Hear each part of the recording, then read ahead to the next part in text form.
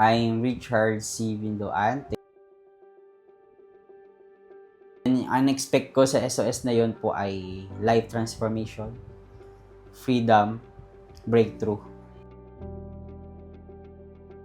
God in man. Doon ko nakikita yung totoong identity ko sa Lord. Wala palang karapatan talaga ang kaaway sa life natin. Yung goal ko is freedom eh. Yun talaga yung goal ko. Nag-decide na talaga ako to be free. Nasabi ko lahat ng mga spirit na nag-manifest sa akin. Yung anger, yung blame, yung jealous, at yung homosexuality. Glory to God, after IHD, chinek ko itong lalaki, ma-attack ba ako? Itong ganito, praise God, wala. Wala akong feeling na affection. Praise God, ilang beses ko siya, everyday ko siya tinetest. Di ko tinitrigger yung kaaway, but to test yung freedom na na-receive ko during IHD. Wala akong na-feel na any romantically na feelings or experiences. Natuto kong mahalin yung salita ng Diyos.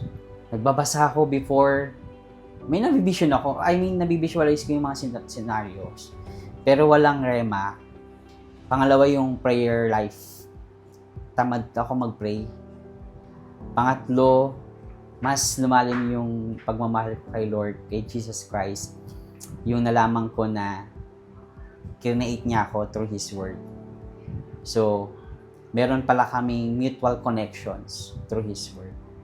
Hindi lang naman tinol sa SOS yung more magagandang bagay eh. Pero paano ka maging aware at maging vigilant sa gawa ng kaaway.